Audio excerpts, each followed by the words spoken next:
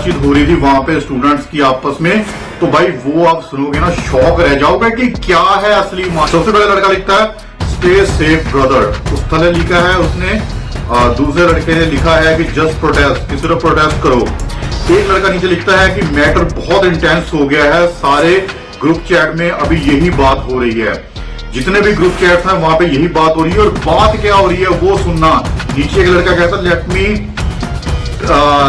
Phrase the story for you, मैं आपको सारी स्टोरी बताता हूं कि हुआ क्या है वहां पे।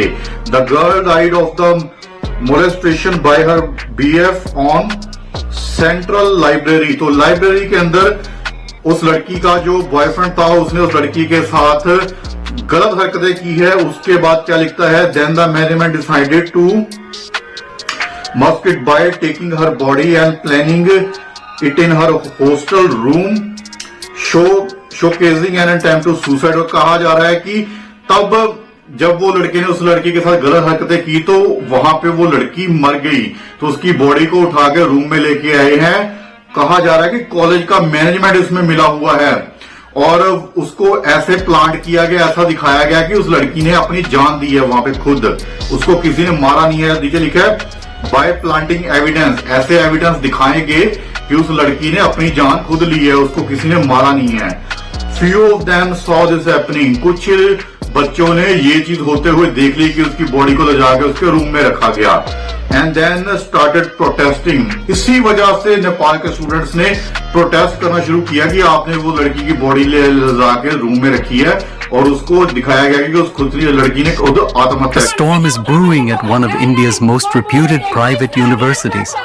A tragedy that shook the student community, a cover-up that exposed administrative negligence, and an international controversy that has raised questions about the treatment of foreign students in India. While the Modi government is busy finalizing multi-billion-dollar deals and shaking hands with foreign leaders, a young life was lost at Kalinga Institute of Industrial Technology, KIIT. A third-year B.Tech student, Prakrti Lamsal, took her own life under circumstances that have exposed systemic failures and a shocking bias in how institutions handle complaints of harassment. But now, the bigger question remains. Will this case be swept under the rug like so many before it? Or will justice finally be served? On February 16th, 2025, tragedy struck Kiit University when Prakrti Lamsal, a young Nepali student, was found dead in her hostel room. Reports indicate that she faced prolonged harassment at the hands of fellow student Advik Srivastava.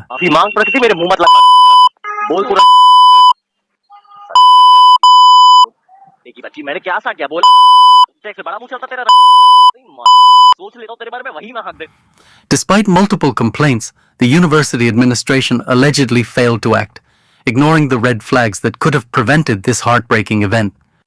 But this isn't just a case of institutional negligence. It's about power, privilege, and the manipulation of truth. What happened next was even more shocking.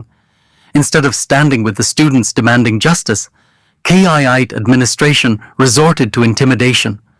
Over 500 Nepali students gathered to protest peacefully, asking for answers, demanding justice. The university's response? Expulsion. They ordered all Nepali students to vacate the campus immediately, forcibly escorting them to railway stations without a second thought. Stranded and helpless, many of these students had nowhere to go as the next train to Nepal was days away. But why such a drastic reaction? Who was the university trying to protect? And why did the authorities remain silent?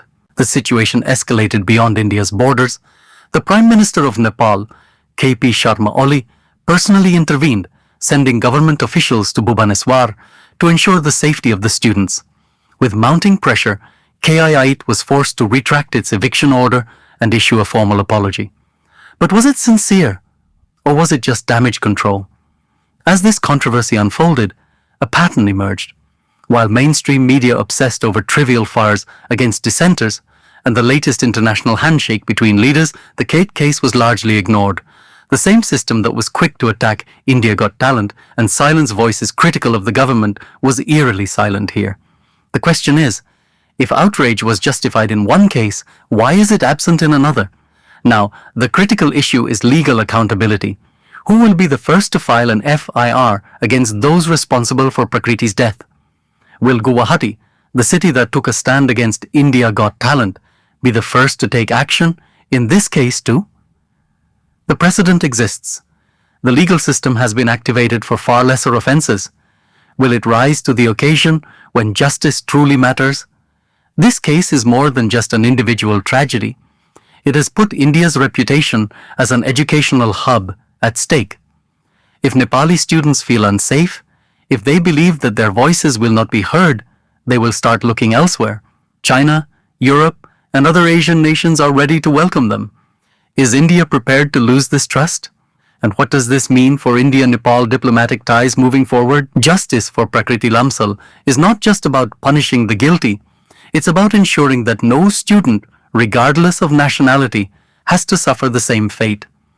The students who recorded evidence, who stood their ground despite intimidation, have shown immense courage. Now the responsibility lies with us. Will we let this case fade into silence, or will we stand up and demand accountability? What do you think? Should universities be held more accountable for student safety? Should there be stricter laws to protect international students? Let us know in the comments. Justice delayed is justice denied. Let's not allow this case to be forgotten.